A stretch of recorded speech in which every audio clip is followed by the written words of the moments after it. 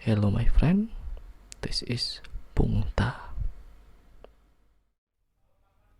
Halo teman-teman semua, jumpa lagi dengan Ko Julius di podcast Rohani religi kita Pungta. Wah, ini semakin baik ya. Berurutan dah 2 hari ini berarti ya, 2-3 hari ini tiap hari buat melakukan ini, merenungi Injil dan mencari buah-buah rohani yang sekiranya berguna bagi hidup di sini, hidupku ya, dan semoga buat hidup kalian juga gitu sih. Jadi kayak emang gimana ya, aku berharap ini nggak cuma musiman, nggak cuma karbitan, tapi kayak aku benar-benar pengen ini jadi suatu something new, a new habit for me gitu. Benar-benar jadi kebiasaan baru yang mendasar bagiku dalam menjalani hari-hari, dimana ini jadi bagian yang tidak terpisahkan bagiku dalam menjalani suatu hari, maupun dalam bentuk podcast atau tidak. Aku pengen banget tiap hari aku merenung Injil, karena dengan ini tuh benar-benar membantuku gitu loh, untuk menemukan dasar, menemukan penopang yang kuat, yang kokoh bagiku untuk menjalani hari-hari. Dan aku bersyukur aku menemukan cara ini gitu. Oke. Jadi pada hari ini kita akan merenungi bacaan Injil hari ini, yaitu diambil dari Injil Yohanes bab 12 ayat 24 sampai 26. Seperti biasa aku belum baca Injilnya apa, jadi kayak nanti kita baca bersama-sama dan kita cari tahu ya, apa sih apa sih makna buah rohani dari Injil ini bagiku dan bagi teman-teman, untuk menjalani hari-hari seperti itu. Oke, mari kita mulai. Sebelum kita buka dengan tanda kebenaran Kristus, dalam nama Bapa dan Putra dan Roh Kudus. Amin.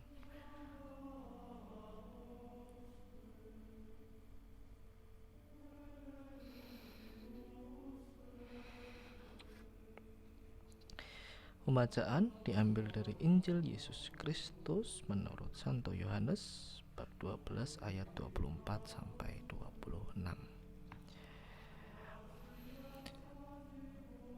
Aku berkata kepadamu, sesungguhnya jikalau biji gandum tidak jatuh ke dalam tanah dan mati, ia tetap satu biji saja. Tetapi jika ia mati, ia akan menghasilkan banyak buah. Barang siapa mencintai nyawanya, ia akan kehilangan nyawanya. Tetapi barang siapa tidak mencintai nyawanya di dunia ini, ia akan memeliharanya untuk hidup yang kekal. Barang siapa melayani aku, ia harus mengikut aku, dan di mana aku berada, di situ pun pelayanku akan berada. Barang siapa melayani aku, ia akan dihormati Bapa. Demikianlah Injil Tuhan. Terpujilah Kristus.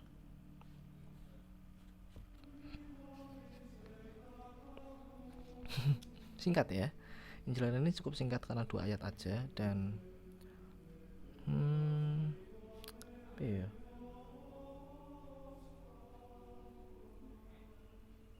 aku cukup nggak langsung attach kayak biasanya, kayak salah satu ayat. Cuma aku banyak mikir gitu sebenarnya apa yang dimaksud ini gitu ya. Cuma ya, mari kita jalani satu-satu ya, kita renungi. Sebenarnya kayak untuk yang ini jelas ada satu hal yang sering kita dengar gitu dalam lagu gitu ya. Biasanya buat pas lagu kematian sebenarnya. Jikalau gandum tak jatuh di tanah, hanya sebiji tak ada buahnya. Sejujurnya telah difirmankan Tuhan jikalau mati Ini biasanya lagu untuk mengantar kematian, yang menunjukkan bahwa kematian itu adalah awal dari hidup gitu. Buah kan kehidupan toh, dia hidup itu. Nah, jadi ayat 24 ini aku melihat ini mungkin kurang lebih karena sudah terlalu sering ya aku mendengar ini, aku pemikiranku awalnya langsung masuk ke sana gitu. Bagaimana bahwa kematian itu sebenarnya adalah awal dari sesuatu yang baru gitu.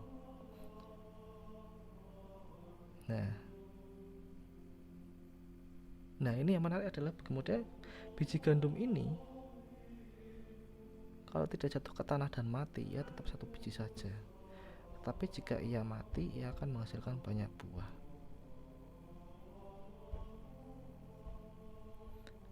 Mungkin kalau secara logika sebenarnya ketika biji gandum ini kan berarti kan bibit kan, kemudian berarti bibit ini ketika jatuh kan menjadi benih ya, benih yang baru gitu.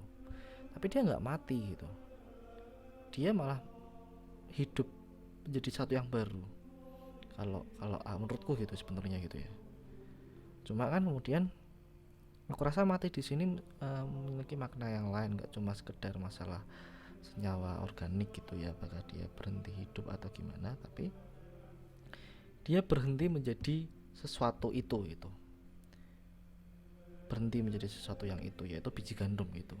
Dia berhenti menjadi biji gandum dan menjadi sesuatu yang baru itu, yaitu benih gandum yang baru, yang menjadi tanaman gandum yang melahirkan banyak buah gandum yang lain gitu, biji-biji gandum yang lain gitu.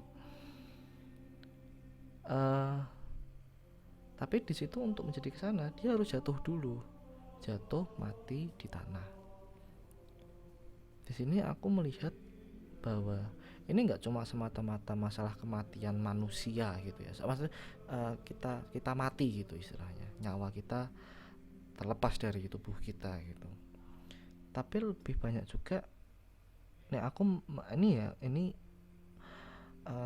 touchnya ke aku, refleksinya ke aku itu lebih ketika aku mati dalam bagian-bagian kecil dalam diriku, kayak bagian tubuhku tuh tersusun dari banyak bagian, dari banyak kisah, dari banyak karakter mungkin, aspek-aspek yang menjadi diriku ini gitu ya. Gak cuma masalah nyawa dan masalah tubuh, tapi di dalam itu banyak unsur-unsur kecil lainnya. Nah, kadang-kala aku harus berani mematikan sisi-sisi diriku yang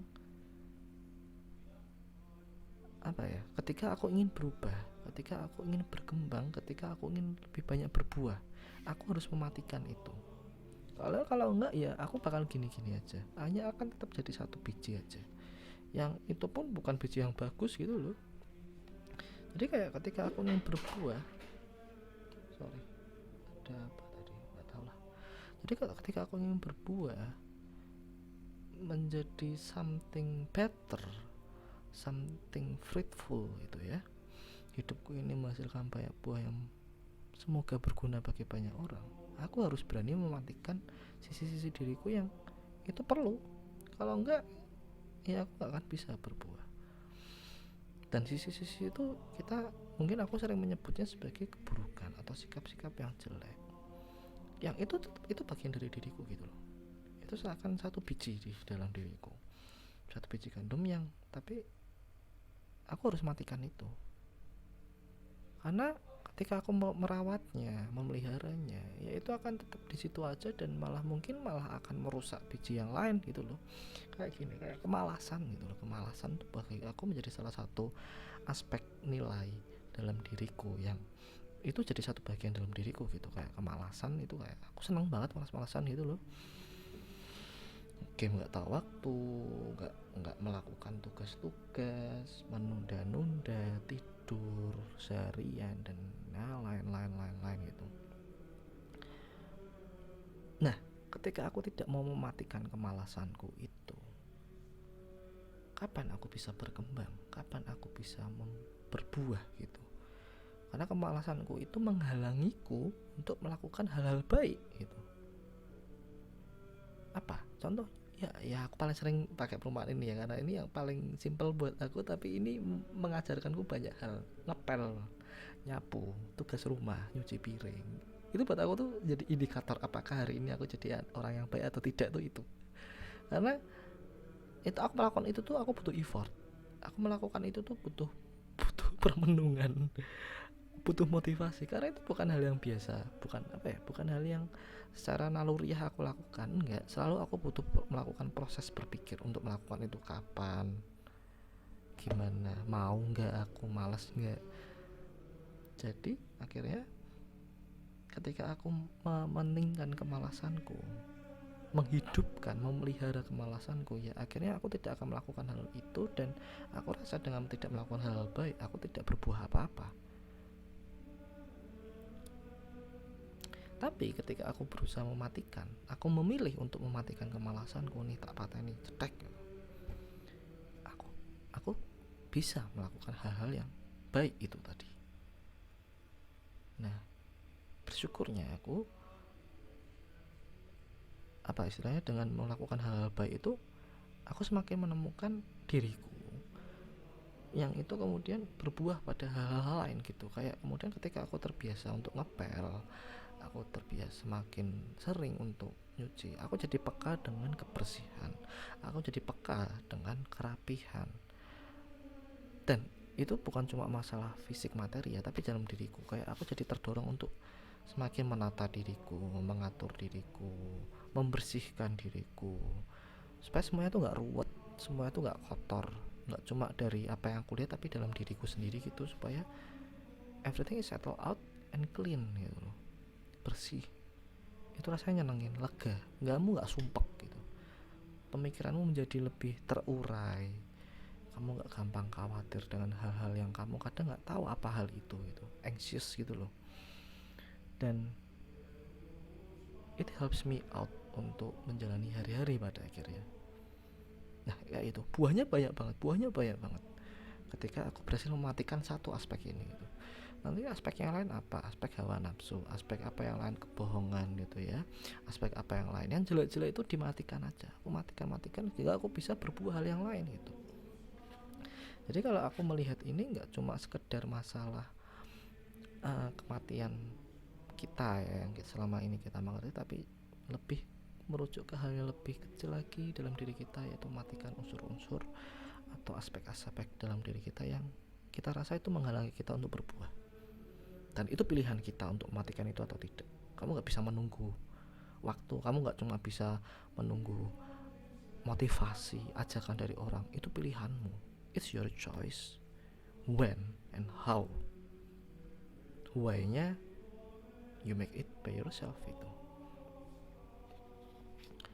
Nah, ayat 25 ini sangat-sangat menohok sebenarnya, keras.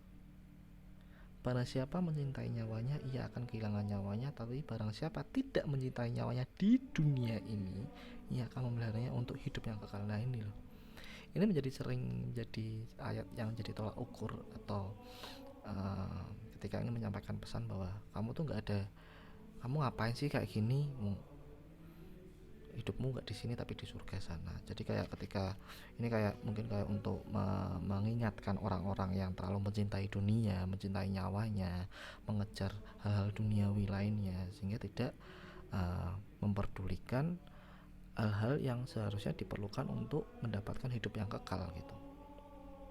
Nah, untuk ini mungkin cukup jelas ya. Aku refleksiku untuk ayat yang ini itu setuju sih dengan pemikiranku yang perkataanku yang barusan, bahwa nyawa di sini tuh lebih, kalau buat aku kayak ini jelas. Karena awalnya kalau misalkan nggak ada keterangan di dunia ini ya, ini akan jadi sangat absurd itu, maksudnya akan sangat sulit untuk dimengerti. Tapi karena ada kata-kata itu, jadi jelas itu bahwa barang siapa mencintai nyawanya di dunia ini, ia akan kehilangan nyawanya. Tapi barang siapa tidak mencintai nyawanya di dunia ini, ia akan memeliharanya untuk hidup yang kekal. Jadi masalah di dunia ini itu, dan nyawa ini yang aku, tapi ini masih juga aku bingung gitu, nyawa yang dimaksud di sini tuh sebenarnya nyawa apa sih? Apakah roh kita, atau apakah hidup kita, tubuh kita, atau apa? Nyawa, passion, apa yang membuat kamu bernyawa itu apa itu? Nyawa, apa yang dimaksud dengan nyawa di sini? Di sini kayak nggak cuma, ini bukan masalah hidup gitu kalau buat aku, karena Tuhan uh, memilih kata yang spesifik yaitu nyawa gitu loh. Nyawa kan ruh gitu ya. Kalau dia tidak, kalau mencintai nyawanya ya kehilangan nyawanya. Masa mencintai roh kita, mencintai jiwa kita, kita akan kehilangan itu. Apakah kita takut kehilangan nyawa ya? Kita takut kehilangan nyawa berarti takut mati. Oke, ketemu. Gini. Ini sangat ada kaitannya sama yang barusan tadi gitu ya, kita ngomongin soal gandum itu. Mungkin gini ya, kayak ketika kamu mencintai nyawanya, mungkin maksudnya di sini adalah, kalau buat aku ya, refleksi yang masuk buat aku itu adalah ketika kamu terlalu takut untuk kehilangan nyawamu. Kamu takut untuk mati. Kamu takut itu pergi dari kamu. Kamu takut kehilangan nyawanya kan? Ya ini. Barang siapa mencintai nyawanya, ia akan kehilangan nyawanya. Berarti barang siapa terlalu mencintai nyawanya, sangat mencintai nyawanya, ia akan mati malahan, ia akan kehilangan nyawanya. Nah, di sini maksudnya adalah, di sini aku merasa nyawa itu adalah ego gitu loh. Egomu sendiri. Kamu terlalu mencintai egomu, nyawamu, dirimu gitu. Kamu terlalu mencintai dirimu, dalam arti kayak ya itu tadi, kayak diri kita kan banyak gitu ya, nafsu, terdiri dari banyak aspek itu, yang kadang kayak ketika kita terlalu mencintai diri kita sendiri, kita akan mulai menjustifikasi, memvalidasi bahwa hal-hal yang kita lakukan semuanya itu adalah diri kita. Kayak gini, ketika kamu wongnya seneng ngelokke wong, suka ngerasani wong, tapi ketika diingatkan, lah aku kayak gini yo, cara bicaraku kayak gini yo, nek nggak terima yo piye, ini aku gitu. Dan itu diimpress dengan mungkin kayak spirit bahwa be yourself gitu, jadilah dirimu sendiri. Nah, tapi kan kadang kayak diri kita tuh nggak semuanya tuh sisi yang baik gitu loh. Kita perlu mengakui bahwa emang ada sisi buruk dalam diri kita. Apakah kamu mau embrace semuanya itu? Bahkan sisi buruknya kamu angkat juga, kamu unggulkan bahwa aku pun kayak gini. Itu bukan masalah acceptance ya, bukan masalah menerima. Karena kita hidup di sini nggak sendirian gitu loh. Apakah kamu mau sifat-sifat burukmu itu diterima oleh orang lain, dirasakan oleh orang lain? Kalau kamu mau ya itulah, kamu akan kehilangan nyawamu bro. Maksudnya gini loh, kita harus berhati-hati ketika memikirkan diri sendiri gitu. Coba dilihat lagi, dirimu sendiri itu kan, semakin kamu mengenali, kamu akan semakin menemukan dan mau mengakui apa sisi dirimu yang baik, apa sisi dirimu itu yang buruk gitu. Dan ketika kamu bilang aku mencintai nyawaku di sini, nyawa yang mana gitu, hidupmu yang mana, dirimu yang mana gitu. Dan ketika kamu terlalu mencintai nyawamu, kayak aku gak pengen kehilangan nyawa, aku takut mati, kamu gak berani mematikan sisi dirimu yang jelek itu tadi, kamu akan kehilangan nyawamu. Kamu terlalu sayang sama dirimu, kayak aduh aku takut kalau aku lapar, aku takut kalau aku nggak mau diriku ini kesusahan, aku nggak mau diriku nanti ini, nyawaku ini tidak memiliki teman, sehingga kamu akan menghalalkan semua cara karena kamu saking mencintainya ya dirimu sendiri, sehingga kamu nggak mau nyawamu ini merasakan hal-hal yang tidak kamu inginkan tadi. Nah contohnya kayak misalkan kamu takut tadi ya, terlalu mencintai dirimu, mencintai nyawamu, kamu mengikuti lifestyle yang buat kamu tuh kamu pengen di situ, mobil mewah, barang branded, nongkrong janji jiwa mendino popiye gitu kan, it needs money gitu. Kamu akan kemudian ketika kamu terlalu mencintai nyawamu, kamu akan menghalalkan semua cara, korupsi kayak nyolongi duitnya wong kayak atau apa yang lain gitu. Kemudian kalau kayak kamu nggak mau apa istilahnya dan lain-lain lah, maksudnya nggak perlu aku sebutkan satu-satunya. Intinya di mana akhirnya mencintai itu malah, mencintai diri sendiri malah menjadi akar dari dosa gitu. Kamu harus berhati-hati ketika sampai sana gitu loh. Dan pada akhirnya kamu harus berani untuk tidak mencintai sisi dirimu yang kayak gitu. Kamu harus berani mematikan itu gitu loh. Karena ketika kamu memelihara itu, kamu sama saja dengan menggali kuburanmu sendiri. Itu yang selalu aku katakan buat diriku sendiri ketika aku terlalu sering melampiaskan hawa nafsu gitu ya. Di sini secara khusus, maaf gitu, masturbasi gitu. Aku terlalu sering itu. Aku sangat sadar itu ketika aku sedang melakukan itu, aku menggali satu skop untuk diriku, untuk kuburan diriku sendiri. Karena dengan melakukan itu tuh efek beruntunnya tuh gede gitu loh. Dengan melampiaskan hawa nafsu, aku jadi malas-malesan, aku jadi tidak bersemangat, aku jadi mengabaikan tanggung jawab, aku jadi pribadi yang jelek, yang aku tidak puas, aku bahkan tidak suka dengan diriku yang seperti itu. Nah, jadi ini make sense banget. Kayak ketika kamu berbohong, ketika kamu mencuri, korupsi, segala macam lainnya, mungkin kamu gak ketahuan, boleh lah, tapi kamu matikan dirimu sendiri loh. Kamu bunuh dirimu sendiri sebetulnya. Dan sebelum terlambat, mending kamu matikan dulu lah itu sisi-sisi dirimu yang kayak gitu. Dan itu bukan masalah menerima dirimu yang seperti ini, kayak ya, bukan membiarkan. Menerima itu bukan membiarkan. Kamu boleh menerima orang yang berbuat jahat, tapi kamu gak boleh membiarkan kejahatan itu gitu loh. Mbok ben kewe, ora apa-apa wonge perkosa wong, ora apa-apa wonge mateni wong liya tanpa alasan. Bahwa ada alasan pun sebenarnya itu gak bisa dibenarkan ya, atau apapun yang lain, hal-hal jahat lain. Tapi ketika orang itu bertobat ya, menyesal, boleh kita terima gitu. It's fine, ya udah gak apa-apa, selamat datang kembali gitu. Tapi kamu gak boleh membiarkan kejahatan itu, siapapun yang melakukan. Hentikan, stop. Jadi kayak ini bukan masalah self acceptance yang buat aku ketika kamu sampai titik di mana nggak apa-apa aku wonge ngocokan, ora apa-apa aku wonge suka ngapusi, aku suka nyolong, aku diriku, aku suka ngerasani wong, ora ngerti waktu, ora ngerti wayah, kabeh tak rasani, aku suka mikir negatif, aku suka apa, dan itu diriku, it's part of myself, sehingga aku harus love myself untuk sampai sana. Nggak bro, kamu malah itu buat aku itu acceptance yang toxic gitu loh. You have no boundary. Kita harus tahu batasannya mana yang baik buat kita, mana yang seharusnya kita matikan. Dan itulah yang mungkin dimaksud oleh Tuhan di sini. Beranilah untuk mematikan dirimu sendiri, sisi-sisi yang jelek gitu ya. Aku tekankan di situ. Karena diri kita tuh terdiri dari banyak sisi, dari banyak aspek. Kita harus berani mengenali itu, mengakui, dan ketika kita temukan mana nih yang gak bagus buat aku, matikan. Jangan cintai itu. Dan semakin ketika kamu semakin membiarkannya, ya kamu hanya akan menggali kuburanmu sendiri, kamu akan kehilangan nyawamu seutuhnya gitu. Nah kemudian barang siapa tidak mencintai nyawanya, nah ini yang semakin buat jadi jelas di dunia ini. Selalu berarti ini arahnya duniawi. Ketika Tuhan membicarakan ini, arahnya adalah nyawamu di dunia ini. Berarti pemuasan apa yang di dunia ini gitu loh.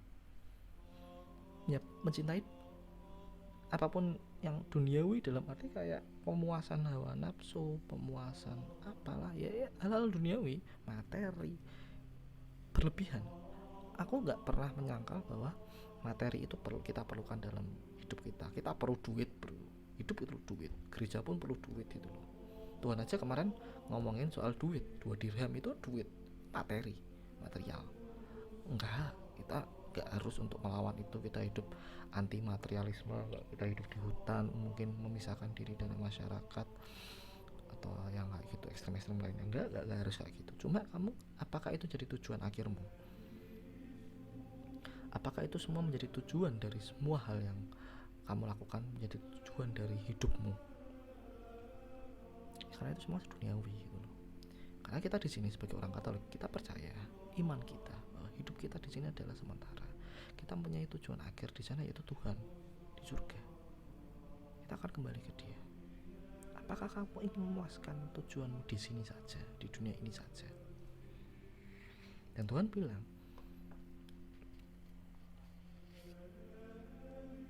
kalau kita tidak mencintai nyawa di dunia ini, maksudnya ya aku baliknya ke sana ya. Kamu tahu, kamu sadar bahwa nggak ada gunanya untuk melakukan hal-hal yang duniawi itu kamu tetapkan menjadi tujuan akhirmu,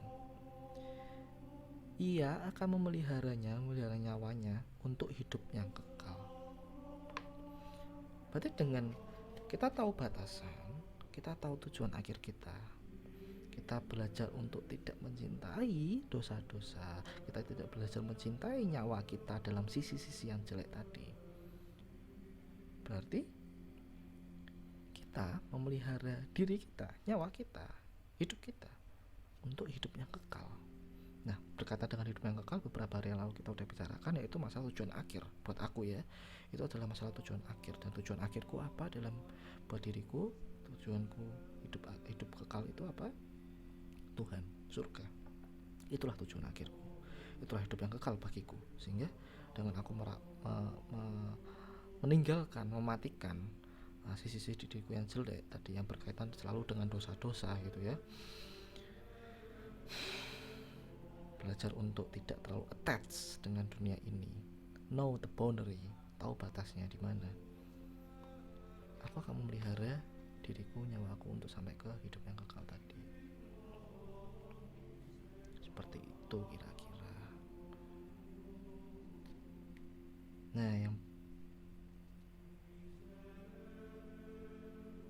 Nah ini ayat 26 ini tuh bukan tumben, ini mungkin kayak agak kontradiktif dengan apa yang selama ini kita kenal dengan prinsip pelayanannya, kepemimpinan Yesus gitu ya, bahwa Yesus itu selalu mengajarkan atau memberikan teladan bahwa pemimpin adalah pelayan gitu.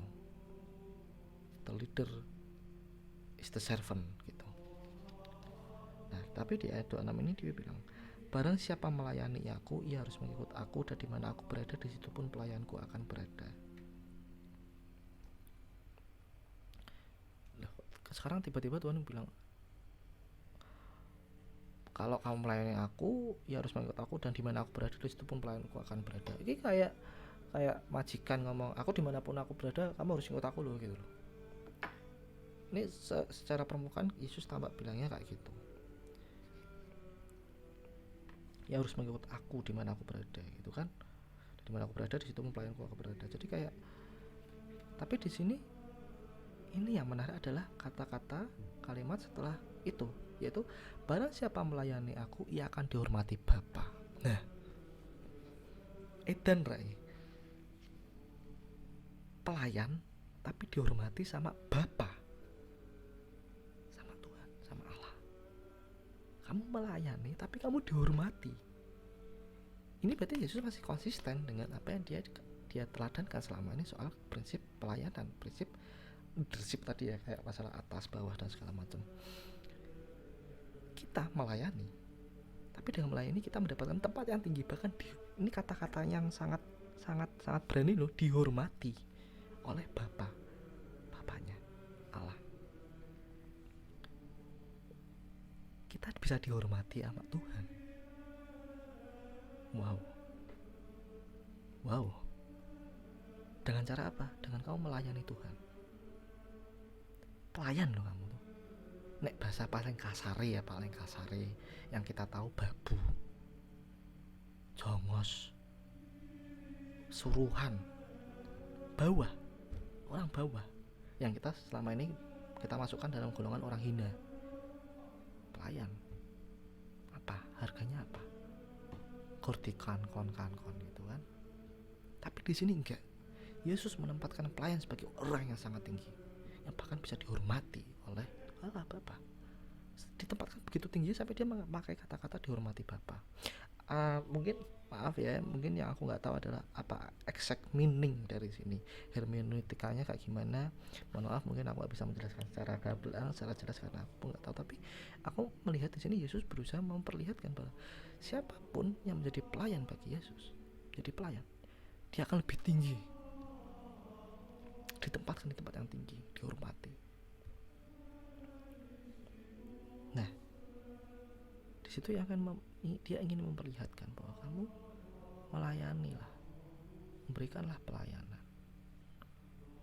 Pelayan tuh bukan something yang hina gitu loh. Enggak, kamu akan dihormati. Itu pekerjaan yang sangat terhormat, berarti itu something yang sangat mulia, something yang sangat bernilai, something yang sangat precious, valuable. Kamu mendapatkan suatu hal yang luar biasa, hebat, dihormati, dimuliakan dengan melakukan pelayanan. Yesus mendobrak batasan yang selama ini kita pahami. Dan di sini, tapi di sini ada syaratnya. Ketika kita hendak melayani Yesus, kita harus mengikuti Yesus dimanapun berada. Dan dimanapun Yesus berada, di situ pelayanan akan berada. Nah, ini berarti pernyataan tegas bahwa ketika kita ingin melayani Yesus, kita harus ngikutin Dia. Dan dimanapun Dia berada, kita harus ada berarti di sana. Ini aku kaitkan bahwa mengikuti itu bukan cuma masalah kowe ngindel ning beli ya, tapi kowe menyerahkan, kowe percaya.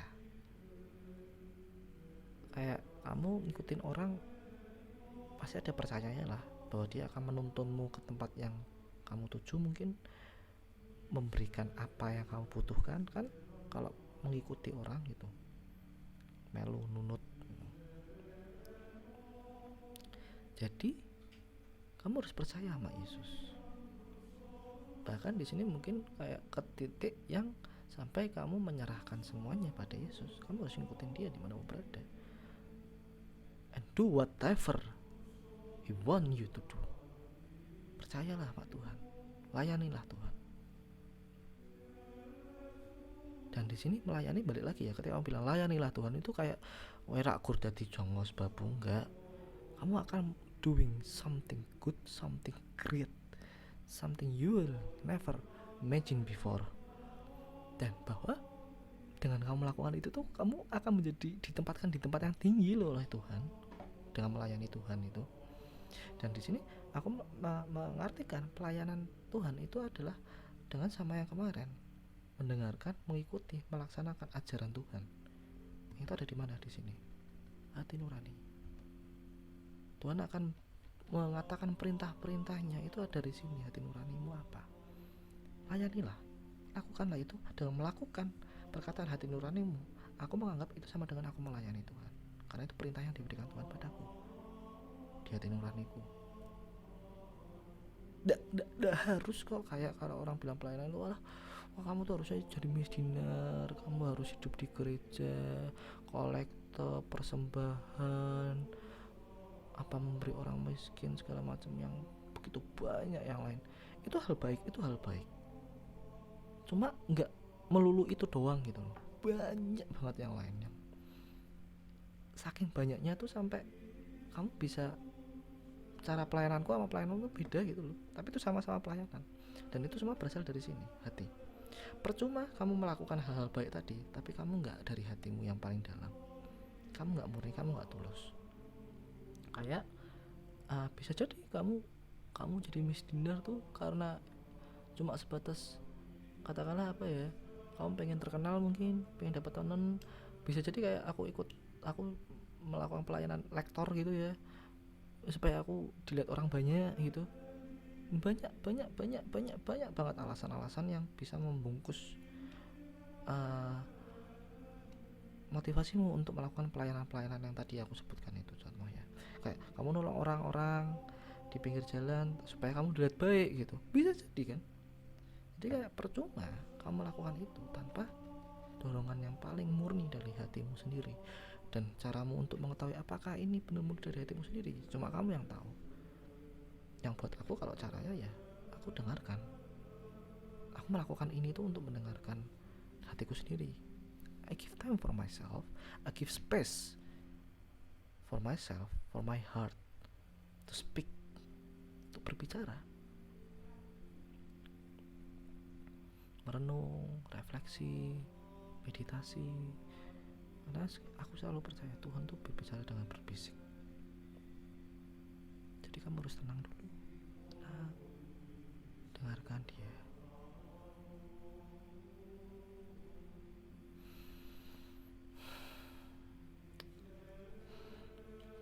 Jadi layanilah Tuhan dengan mendengarkan hatimu. Dan siaplah, nah ini, di mana aku berada, di situ pelayanku ada.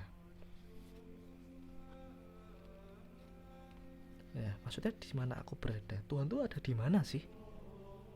Kalau aku kemarin bilang Tuhan ada di hatiku, ya betul, Tuhan ada di hati kita, setiap hati manusia gitu, Tuhan selalu ada. Cuma Tuhan menunjukkan loh, kalau dalam bacaan Injil ya, kisah Injil, Tuhan tuh berada di tengah-tengah orang yang paling tersingkir. Tuhan ada di sana. Tuhan ada di tengah-tengah pelacur, tengah-tengah pungut cukai, perampok, penjudi, peminum. Tuhan ada di sana, di tengah-tengah mereka. Tuhan ada di tengah ketidakadilan. Tuhan ada di tempat-tempat yang paling membutuhkan uluran tangan. Tuhan ada di tempat orang-orang membutuhkan. Tuhan ada di tempat orang-orang butuh pengajaran. Mau nggak kamu ada di tengah-tengah itu? Karena di mana Tuhan ada, di situ pelayanannya harus ada. Jadi kamu harus ada di tempat Tuhan yang berada di situ. Kalau Tuhan ada di tempat kumpulan para pengemis, kumpulan orang kusta, harus berada di sana juga berarti kan? Mau nggak? Kalau nggak mau, apakah bisa disebut kita sudah menjadi pelayan Tuhan? Karena Tuhan pengennya kita kayak gitu. Berani nggak kamu? Itu makanya kenapa sampai Tuhan bisa ngomong, barang siapa melayani aku ya dihormati Bapa. Karena itu sulit banget melakukan itu. Nggak gampang. Kamu harus membunuh dirimu sendiri. it comes, ini jadi semua menjadi lebih make sense semuanya. Saling berkaitan gitu loh. Kamu pengen melayani Tuhan, kamu harus membunuh dirimu sendiri. Itu sulit banget kamu lakukan. Berani gak ketika Tuhan menyembuhkan orang kusta? Berani gak kamu melakukan hal yang sama sekarang? Dengan kamu terjun di tengah-tengah orang lepra, katakanlah orang kusta ya, kalau misalkan ada itu, pasti ada sih, masih ada.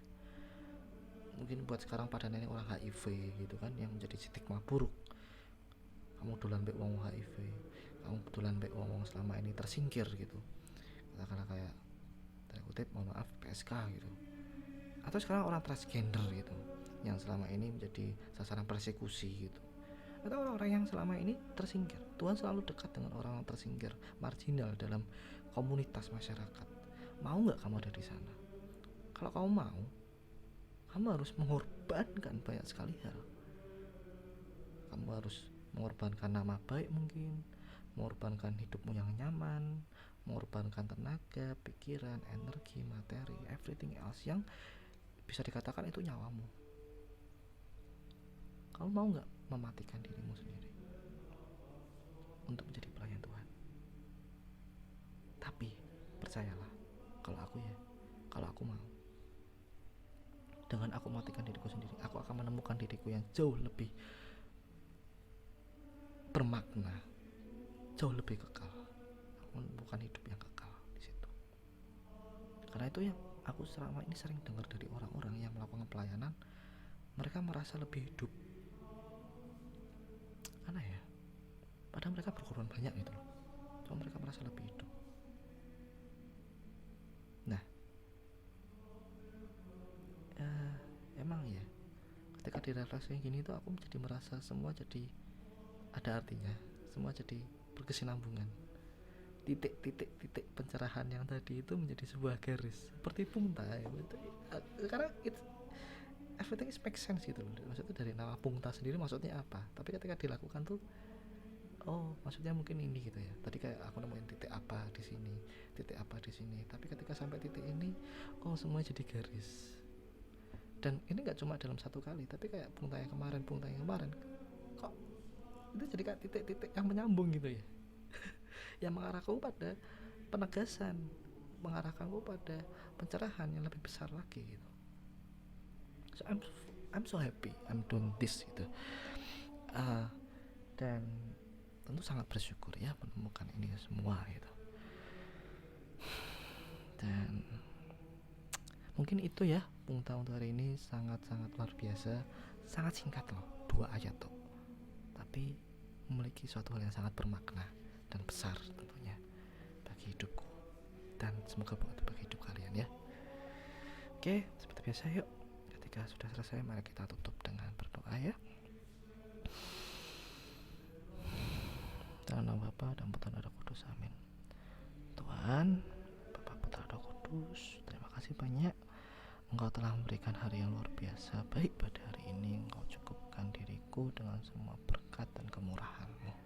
Tuhan, terima kasih Engkau telah memperkenankan kami untuk membaca sabda-Mu hari ini dan merefleksikannya. Dan aku pribadi percaya sekali Tuhan, Engkau hadir tadi lewat utusan Roh Kudus ya, sehingga kami dapat menemukan titik-titik pencerahan yang sangat bermakna, menyentuh hati kami. Tuhan, terima kasih banyak Tuhan. Dan dalam permenungan tadi Kau ajak kami, kali ini Kau ajak kami untuk, mau gak aku untuk mematikan diriku supaya aku berbuah lebih banyak, supaya aku mendapatkan hidup yang kekal, dan tentunya supaya aku dapat melayani-Mu. Karena melayani-Mu bukanlah sesuatu yang mudah. Kau tahu itu hal yang sulit, Kau tahu itu hal yang berisiko banyak, tapi Kau yakinkan kami dengan menjadi pelayan-Mu, kami akan mendapatkan hidup yang kekal, kami akan mendapatkan buah yang banyak, dan tentu saja Kau sebutkan bahwa kami akan Kau tempatkan di tempat yang tinggi, dihormati bahkan oleh Bapa. Sungguh luar biasa cara-Mu Tuhan untuk menyampaikan ini ke diriku, ke kami. Dan kiranya Tuhan, sertailah kami ketika kami menemukan panggilan ya, kami memutuskan untuk melayani-Mu. Sertailah kami, temani kami, kuatkan kami dalam perjalanan kami, tindakan kami melayani-Mu, mengikuti, mendengarkan perintah-Mu, mendengarkan hati kami. Terima kasih banyak Tuhan, terima kasih banyak Tuhan. Kau yang luar biasa, Kau yang punya hidup kami. Aku bersyukur padamu Tuhan, aku cinta Kau. Terima kasih. Bapa kami yang ada di surga, dimuliakanlah nama-Mu, datanglah kerajaan-Mu, jadilah kehendak-Mu di atas bumi seperti di dalam surga. Berilah kami rezeki pada hari ini, dan ampunilah kesalahan kami seperti kami pun mengampuni yang bersalah kepada kami. Dan jangan masukkan kami dalam pencobaan, tapi bebaskan kami dari yang jahat. Amin. Ave Maria, gratia plena Dominus tecum, benedicta tu in mulieribus, et benedictus fructus ventris tui, Iesus. Sancta Maria Mater Dei, ora pro nobis peccatoribus, nunc et in hora mortis nostrae. Amin. Tuhan, Bapa, Putra, Roh Kudus, dimuliakan nama-Mu dulu, kini, dan sepanjang segala masa. Masih banyak Tuhan. Maafkanlah semua dosa-dosaku, maafkanlah semua dosa-dosaku, maafkanlah kurang berdosa ini. Masih banyak Tuhan, masih banyak Tuhan, masih banyak Tuhan. Aku serahkan hidupku padamu Tuhan, in nomine Patris et Filius Spiritus Sanctus, amin. Oke, terima kasih banyak teman-teman sudah mendengarkan Pungta episode 6 ini ya. Semoga teman-teman besok jadi, atau hari ini ya, kapan mau mendengarkan podcast ini, menjadi hari yang baik buat kalian. Kalian mendapatkan sesuatu yang kalian cari, dan dapat menjalani hari-hari dengan baik, semakin mencintai dan dicintai, dan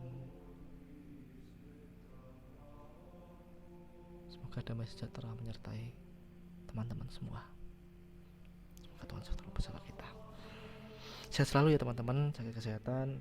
Oke lah, aku juga jujur jujur aja aku juga udah mulai capek dengan PPKM, sehingga mulai sedikit nongkrong lagi, pergi-pergi, cuma tetap tahu batasan bahwa ini semua belum selesai, jadi stay safe,